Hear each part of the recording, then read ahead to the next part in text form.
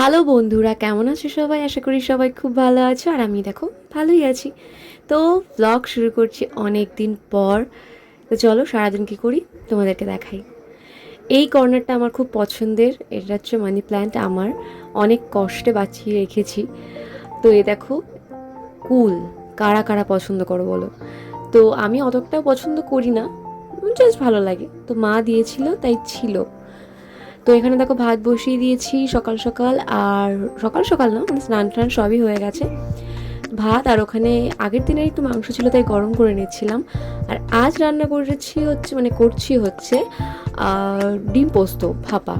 তো দেখো আমি ডিমগুলোকে ভেজে নিয়েছি, আর এখানে গ্রেভিটা বানিয়ে নিয়েছি সর্ষে পোস্ত, কাঁচা লঙ্কা, বাদাম দিয়ে। আর এর মধ্যে তো নুন, হলুদ, সর্ষের তেল, কাঁচা লঙ্কা, পেঁয়াজ, রসুন ভাজা মিশিয়ে একদম ভাপিয়ে দিয়েছি। আর এই দেখো সব থেকে ফেভারেট আলু ভর্তা বা আলু মাখা বা আলুর চোখা, যাই বলো না কেন, ওই ছোট দুটো হচ্ছে ছেলের আর বাবার, আর এই বড় দুটো হচ্ছে আমার। মানে আমি খেতে ভীষণ ভালোবাসি, তো তাই একটু বড় বড় করেই মেখেছিলাম। তো জাস্ট ফাটাফাটি হয়েছিল। আমি তো এরকমভাবে মাখতে মাখতে অনেকবার খেয়ে ফেলেছি, মানে খেয়ে ফেলি। তোমরা কারা কারা এরকম করে জানিও। আর দেখো ঘরটাকে সুন্দরভাবে গুছিয়ে নিয়েছি, আর ঘর গোছানো থাকলে আমার আর কিচ্ছু দরকার পড়ে না। ঘর যদি সুন্দর করে গোছানো থাকে না, তাহলে আমার মন এমনিই ভালো হয়ে যায়। তাই তো সারাক্ষণ ছেলে আর বড়ের উপর ক্যাচ করতেই থাকি যাতে ঘরটা পরিষ্কার পরিচ্ছন্ন রাখে। ফাইনালি দেখো আমার রান্না হয়ে গেছে। রান্নার পরের আমি ভিডিও দেখাচ্ছি তোমাদেরকে। তো দারুণ হয়েছিল দেখতে আর কি।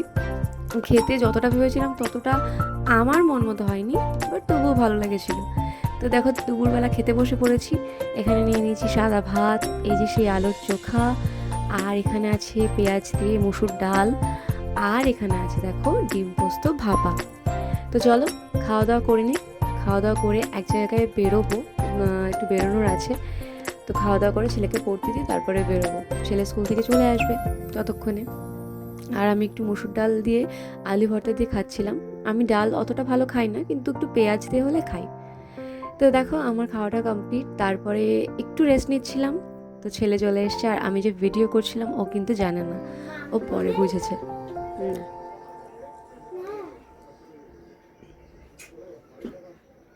কেমন আছে স্কুল?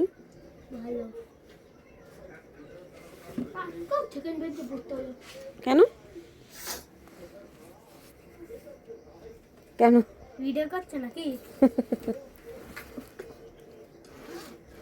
কেন কেন সেকেন্ড বেঞ্চে বসতে হয়েছে? আর বেঞ্চে জায়গা পাই। তাই? তো দেখো ছেলেকে পড়তে দিয়ে খাইয়ে দাইয়ে চলে এসেছিলাম হচ্ছে একটা গাড়ির শোরুমে। একটু দরকার ছিল, তোমাদেরকে আস্তে আস্তে বলবো সব। এখন কিছুই বলছি না, কারণ কাজটা কমপ্লিট না হওয়া পর্যন্ত আমার মনে হয় না জানানোটা ঠিক। তো এখান থেকে কাজ টাজ সেরে তারপরে চলে গেছিলাম হচ্ছে চশমার দোকানে, যেহেতু শাশুড়ি মায়ের চোখটা একটু প্রবলেম ছিল, তাই চোখের ডাক্তার দেখিয়েছিল, তাই চশমা বানাতে দেওয়া ছিল, সেটাই নিতে এসেছিলাম আমি আর বর মিলে।